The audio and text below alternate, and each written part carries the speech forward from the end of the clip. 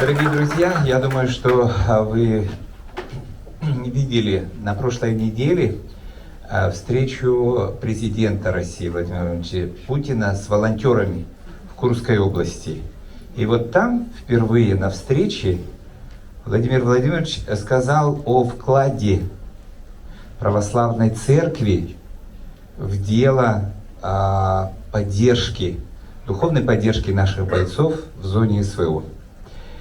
И он ответил с прискорбием о том, что среди священнослужителей на СВО тоже есть жертвы, потому что священники наравне с нашими бойцами стараются поддержать их боевой дух. И мы хотим сейчас слово предоставить архиепископу Якутскому и Ленскому Роману о вкладе Якутской епархии в сохранении традиционных духовных ценностей России.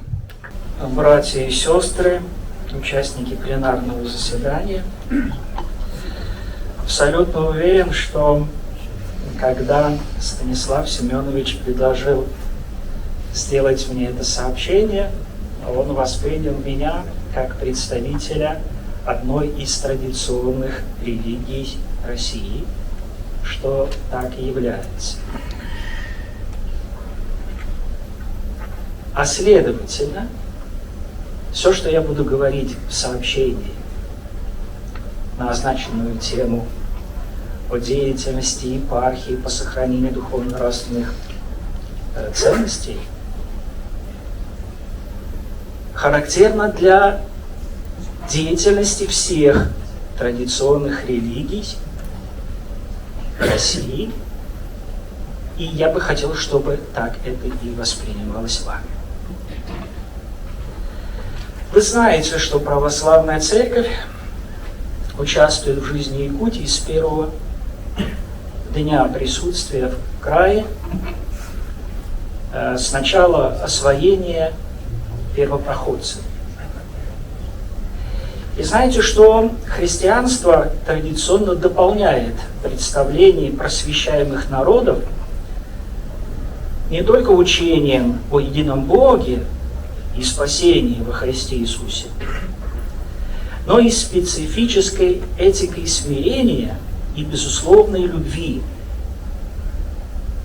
Именно благодаря христианству начинает централизованно развиваться социальное служение, формируется образ науки и искусства, представление семьи, отношение к окружающему миру в целом.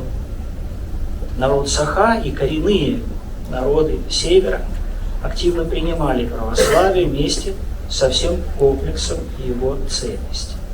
Здесь мы можем привести несколько ярких примеров. Самый яркий, пожалуй, отношение к браку и к семье. На сегодняшний день семья представляет основополагающую ценность в обществе Якутии, о чем мы говорили с Леной Павловной на недавно проходящем круглом столе по демографии. И отметили, что Якутия здесь на втором месте по рождаемости в Дальневосточном федеральном округе. И церковь продолжает работать, и работала всегда в сфере укрепления здорового отношения к семье. Здесь мы можем назвать и отдельные встречи священника, духовника с проблемными семьями, с ответами на запросы семейной жизни, и до общественных и больших программ, как то мероприятия в День семьи, любви и верности во всех приходах и населенных пунктах, и парад многодетных семей.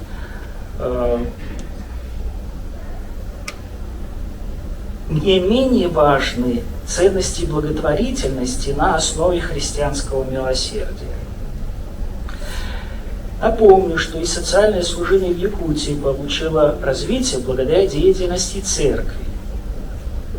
Вы удивлены, а я сейчас дам вам яркий пример. Это дело и служение святителя якутского и вилюйского Милетия Якимова, который создал первую в Якутии колонию прокаженных близ Вилюйска. Для чего? Он прибег к помощи известной английской сестры милосердия Кэт Марстон, которая имела навык сбора пожертвований по всему миру.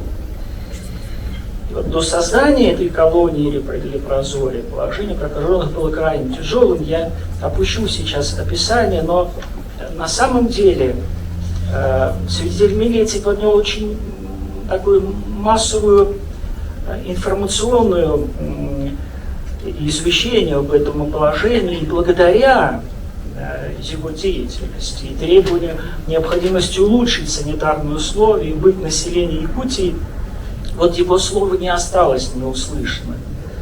Медицинская помощь, в том числе и паллиативная Якутии, постоянно развивается, и не последнюю роль в этом играют благотворительные проекты якутской епархии. Уже не первый год приходы оказывают поддержку больницам. Но вот в последнее время, только за последний год, приходы передавали медицинское оборудование больницы Усть-Майского, Верхоянского и Денно-Батентайского улусов. Ну, кроме того, открываются молитвенные комнаты и часовни, священники регулярно посещают медицинские и социальные учреждения.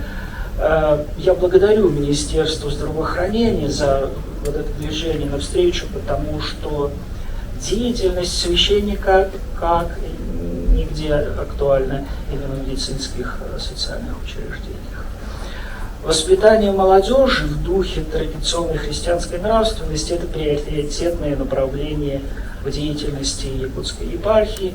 Здесь я приведу 14 форумов свято-иннокентьевских, студенческих, духовно-просветительских. Это 14 молодежных епархиальных съездов здесь, в Якутске и в районах, в ходе которых юношам и девушкам дают знания о православной культуре.